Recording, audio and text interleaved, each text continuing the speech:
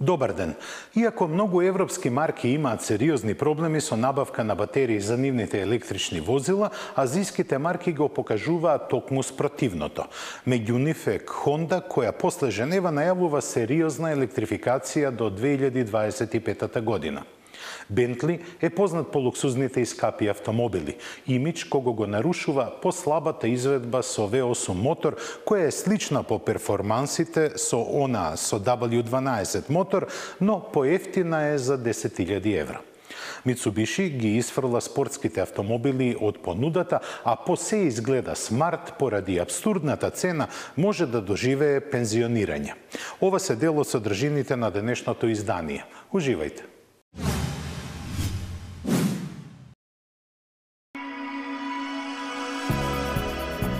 Kia Motors Македонија го исполни даденото ветување. Отворен е нов продажен салон во Струмица. Лоциран е пред самиот влез во градот и со своите 400 квадратни метри на купувачите ќе им овозможи квалитетно запознавање со гамата на корејскиот производител. Според зборовите на директорот Владимир Билбилов, план е да се понуди услуга на еднакво ниво како и во импортерскиот центар во Скопје. Заради тоа е одлучено место дилерство да се оди со сопствен продажен салон. Наскоро ќе биде отворен и сервис кој ќе биде опремен за редовно одржување на возилата и основни механички зафати. Снабденоста со резервни делови ќе ја следи структурата на возниот парк од оваа марка во регионот. На свеченото отворање на новиот салон, на кое присуствуваа бројни гости и представници на медиумите, официјално беше најавено престојното проширување на понудата на Kia со шутинг брейк верзијата на Ceed и интересниот Niro. Првиот модел кој провоцира со својата концепција ќе пристигне наскоро, додека двете хибридни и електричната верзија на кросоверот Niro ќе го збогатат присуството на марката во текот на есента.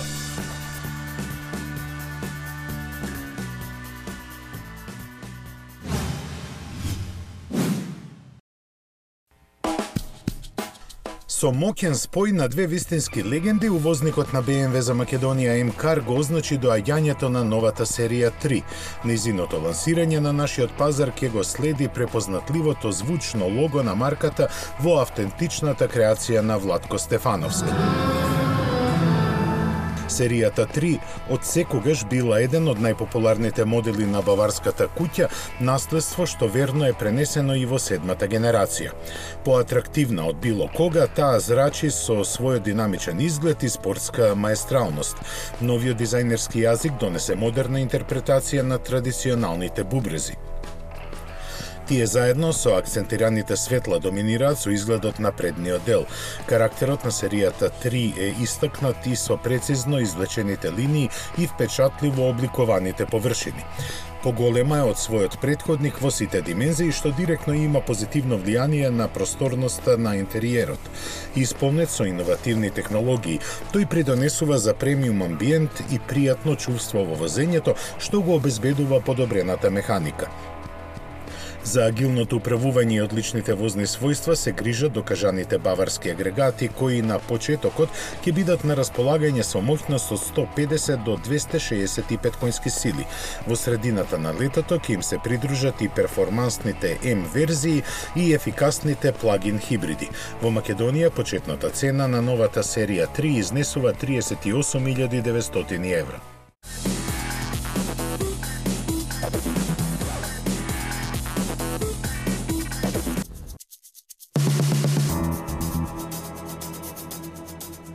Со својот мал електричен автомобил, Honda ги најави големите амбиции на ова поле.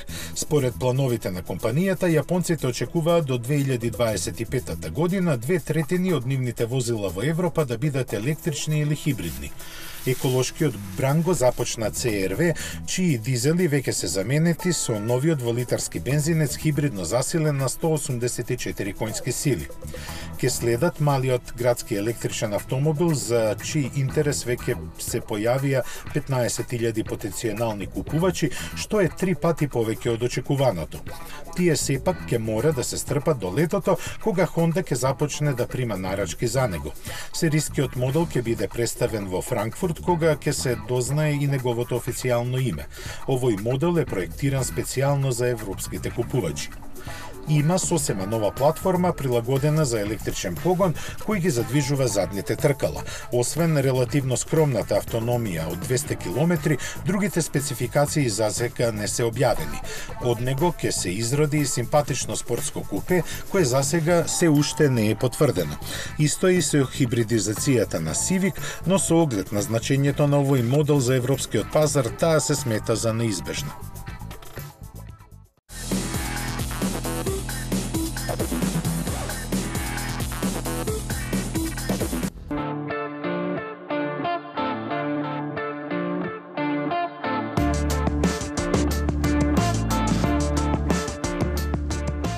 Пред неколку години за Масерати зборувавме само во суперлативи. Италијанската марка со големи чекори грабеше напред и многукратно го зголеми своето производство.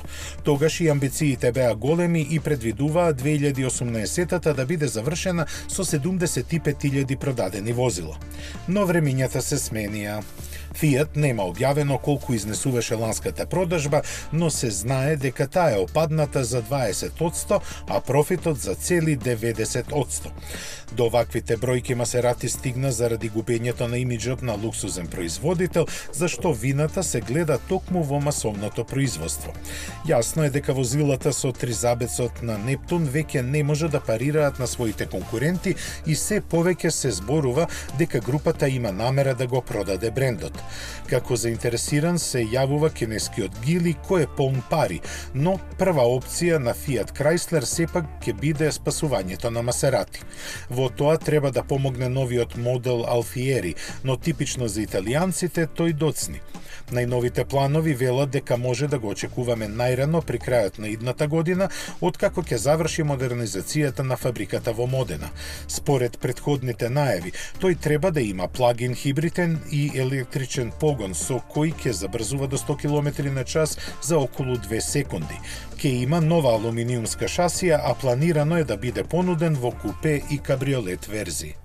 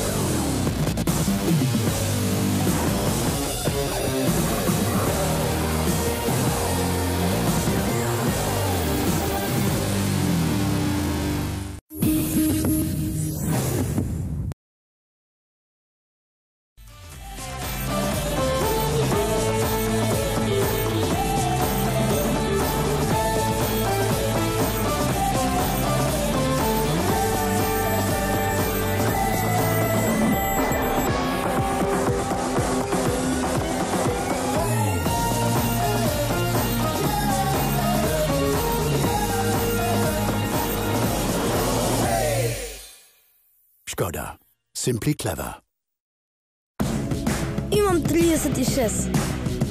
Не знам кога поминаа годините, ама добро се држам. За 2 часа го имам најважниот состанок во животот.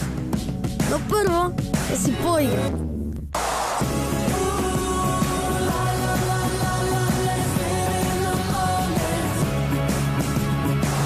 Со новата Suzuki Vitara. Немав време да те видам од сите страни. Немав време да размислувам, ни да те спојувам со никој друг, освен со себе, во првиот миг. Ти ме освои. Затоа што првиот впечаток е најважен. Новиот Kia Ceed Vision за 13.990 евра. Kia Motors, Македонија.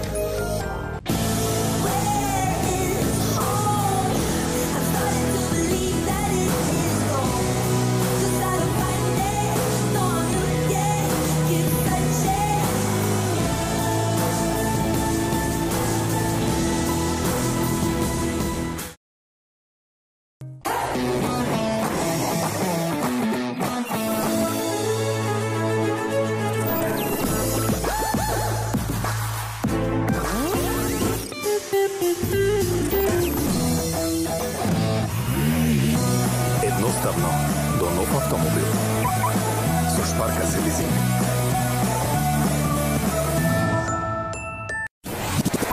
Метрополис, број 1 радиомрежа.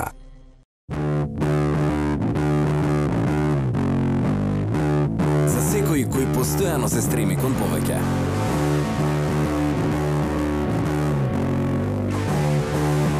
Ова е твојот нов фокус.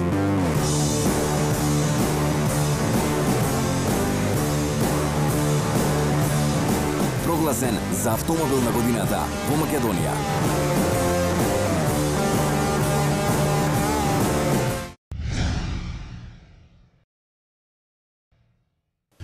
Во својата историја Mitsubishi имаше неколку спортски модели на автомобили, меѓу кои се истакнуваше Lancer во своите Evolution изведби.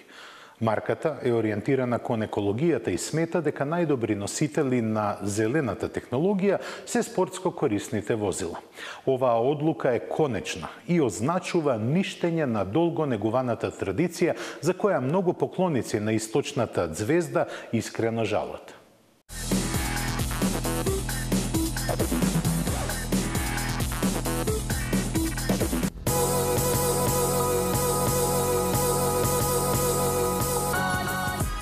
После 3 години неизвестност, Mitsubishi официјално ги разочара своите љубители со дефинитивното откажување од спортските автомобили. Пред се мисли на Lancer Evolution, кој со своето богато спортско наследство беше вистинска икона на марката.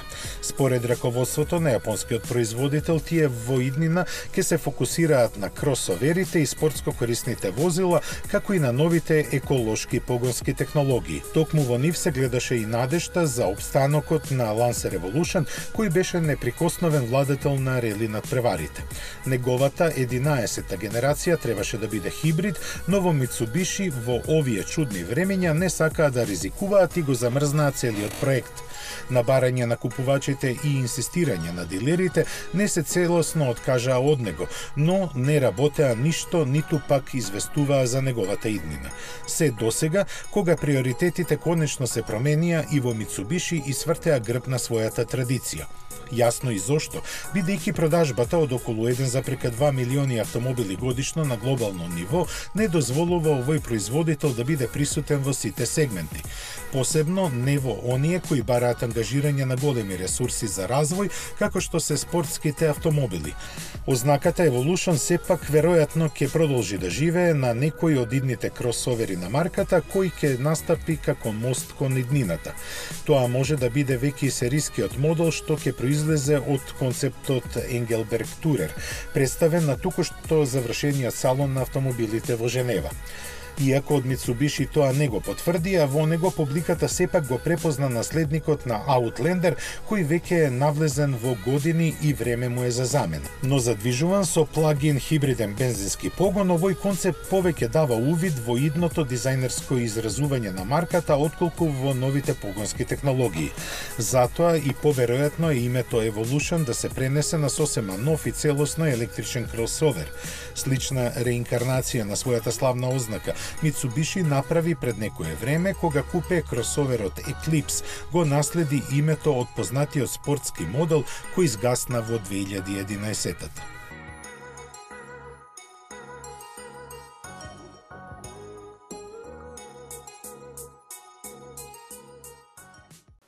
Оној што поседува автомобил со летечкото Б на хаубата важи за богат и успешен. Купето Continental беше представено во новата генерација пред една година со масивниот W12 мотор. Деновиве настапи верзијата за посиромашните купувачи, која има 4 цилиндри помалку и поевтина е од врвната за 10.000 евра. Немојте многу да се радувате, бидејќи перформансите се многу блиски до оние на изведбата со W12 мотор, а цената остана над скалилата од 200.000 евра.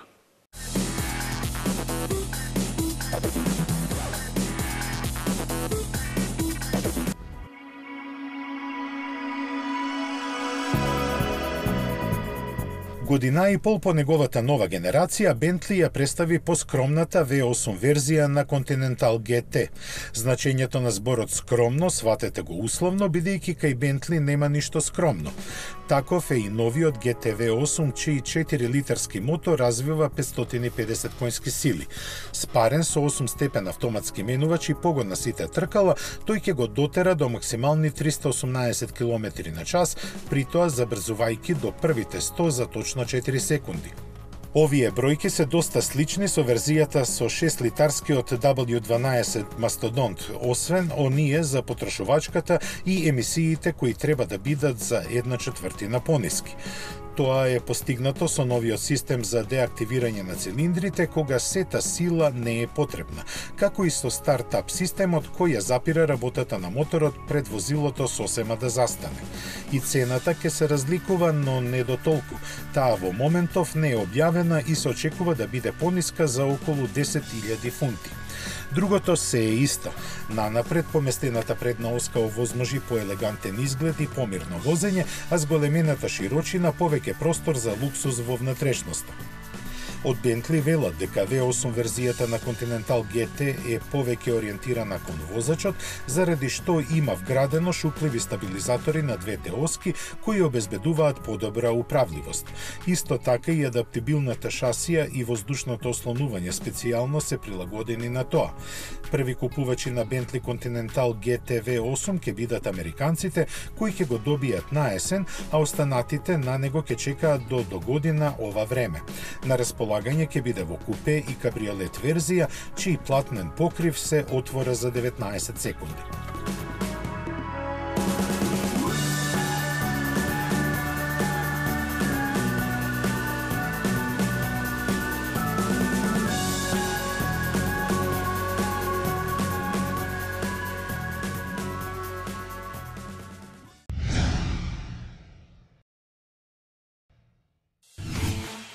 Посталанското стартување како нов импортер на Volvo за Македонија, Премиум АГС ги засилува своите активности. Меѓу првите беше планирано новинарското тест возење на гамата со цел нејзино поблиско запознавање. На располагање ни беа кросоверите XC40 и XC60, новиот V60 и препознатливиот S90. Дестинација беше Струмица, а рутата не водеше на одење преку Штип, на враќање преку Дојран. Така имавме можност да видиме како возилата на Volvo се однесуваат на сите видови патишта во различни услови на возење. Тргнавме со основната изведба на автомобилот на 2018 година во Европа, која има стартна цена од 36.600 евра. Со XC40 веќе се имаме запознаено, но тој сега уште еднаш ни ја потврди својата практична страна. Го привлекува вниманието на купувачите со својот младешки шарм и компактните димензии. Лесно ги голта дупките на оштетен коловоз, а динамиката на возење сосема задоволува. Опременоста, посебно кај поскапите верзии, далеку ја надминува класата на која припаѓа. Акцентот секако е ставен на безбедноста, која за Volvo е императив. Тоа веднаш се забележува со присуството на бројните електронски системи кои ги воведе поголемиот XC60. Тој лани беше прогласен за автомобил на годината во светот, но и за најбезбеден во историјата на Euro NCAP тестирањата. Неговото пристигнување на пазарот го најави новото дизајнерско изразување на марката, чија еволуција директно можевме да ја споредуваме гледајќи ги возилата што ги имавме на располагање. А меѓу нив, без дискусија, S90 беше најмаркантен. Тешко беше да се дојде на ред за возење на шведската лимузина, макар и на кратко. Секој сакаше да ги проба комфорот и возните својства на автомобилот, што ги руши предрасудите околу поврзаноста на квалитетот со земјата на производство. Најинтересен за нас беше новиот модел во понудата на Премиум АГС, караванскиот V60. Големата задна врата, која како и кај останатите е електрично задвижувана, крие багажник во кој стандардно собира 529 литри. Седиштата на кои се седи ниски се со одлична ергономија и воопшто не заморуваат во возењето. Дизелот од 150 конски сили со кој беше опремен му обезбедува добри перформанси и солидна економичност, а кој сака повеќе ќе почека на хибридната верзија. Тоа е само еден од повеќето вакви модели, чие пристигнување се очекува наскоро. Од плановите за блиска иднина од премиум АГС не информира и за новиот центар, чие отворање ќе се случи за месец и половина. Ќе се подобри и постпродажната поддршка за новите возила, за кои сервисните интервали се продолжени на 30.000 километри. Ова е само дел од активностите што увозникот на Volvo кај како што ни беше кажано, постојано ќе ги интензивира.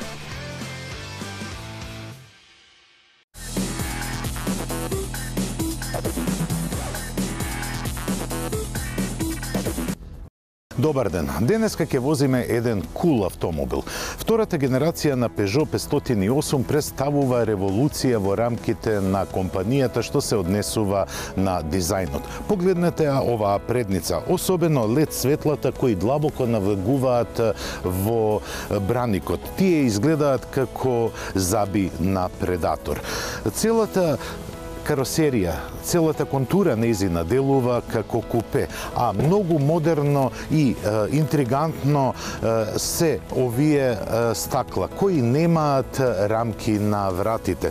Тие делуваат како возила од премиум сегментот, особено од германското тројство. Имаме неколку модели кои немаат рамка на прозорците. Но не е трикот само во рамките на прозорците. Тука зборуваме за висока технологија, тука зборуваме за извонредна ергономија во внатрешноста. Единствен проблем што го имам со Peugeot 508, тоа е влагањето и излегувањето од него, бидејќи висината е намалена за цели 5 см, додека должината е смалена за 8. Но Peugeot има да се пофали и со внатрешниот дизајн. Па да видиме што има внатре.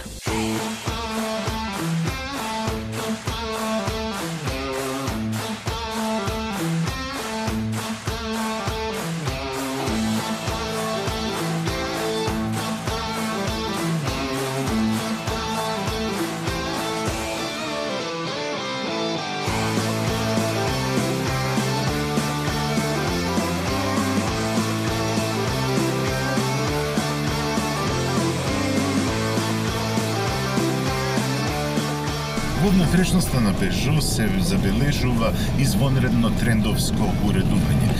Пред се сите пластични површини се направени од мека пластика, која па дополнително е дизајнирана да изгледа како да е со карбонска плетка.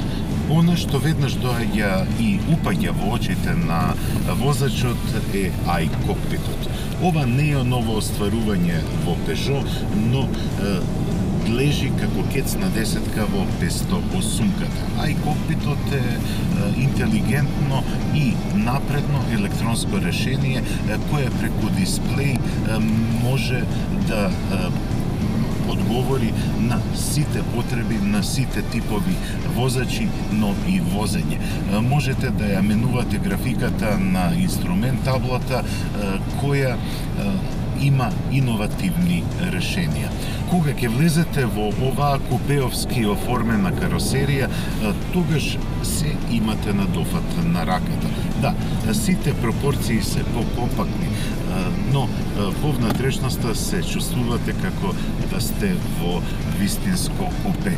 Па дури и со дизајнот Peugeot се трудеше да ја позиционира својата лимузина во сегментот D, но да наликува на купе со 4 врати, како што е Audi A5 или Volkswagen Arteon, па може дури и да кажеме како Kia Stinger. Зад iCockpitот се наоѓа малиот по димензии управувач. Тој е типичен за возилата на Peugeot, но тој има мултифункционалност, но мене не ми се допаѓа, бидејќи е многу и во најбутнатата позиција, односно најоддалечената позиција од возачот, тоа е сепак многу блиску до возачот.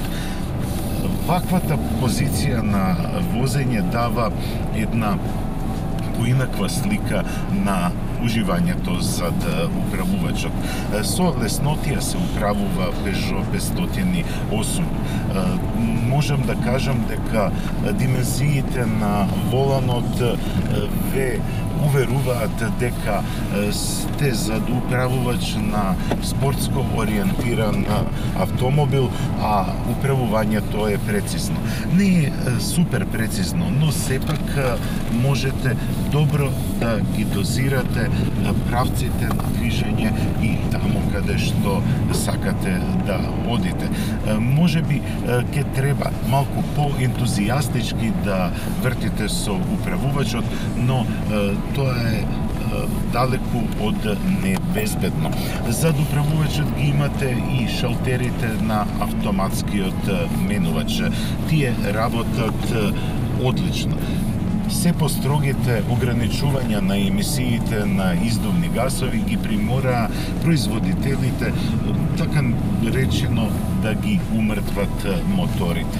Овој 2-литрен HDI агрегат со 160 конски сили има сосем добри перформанси, а она што сакам да го пофалам кај него е ниската потрошувачка. Во текот на нашето возење успеавме да забележиме просечна потрошувачка од 6,4 литри, што по мене е многу добар показател.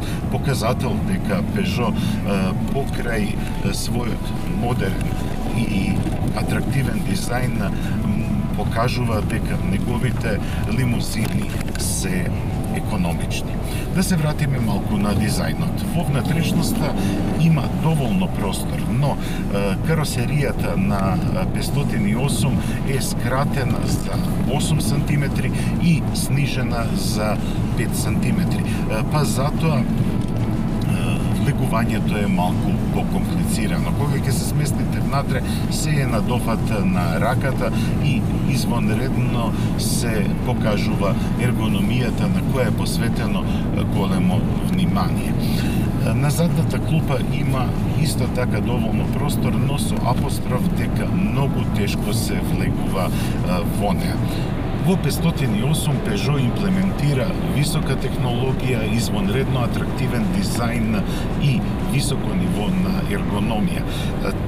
Во внатрешноста, кога седите, се чувствувате дека припаѓате во идната генерација, во генерацијата која е пристапна сета технологија на овој свет. Ценовното позиционирање на 508 е високо над очекуваното. Со 44.000 евра оваа купе лимузина може да им парира и на послабо опремените Audi A5 и Volkswagen Arteon. Но предноста на Peugeot е што е опремена со висока технологија и високо ниво на опременост. Нема да ги набројувам сите оние работи кои се вметнати во 508-ката, но можам да кажам дека чувството во внатрешноста и во возењето е извонредно. Но акциската цена нуди поволности. 38.500 евра е добра цена за вака опремена лимузина. Прашањето е само дали сакате да имате вака упадлив автомобил во кого дур се наоѓате, ќе почувствувате и лјадници љубопитни погледи. А сигурно сте љубопитни што ќе ви подготвиме во идната епизода на Автомагазин. Нека остане мала тајна. До тогаш, до гледање.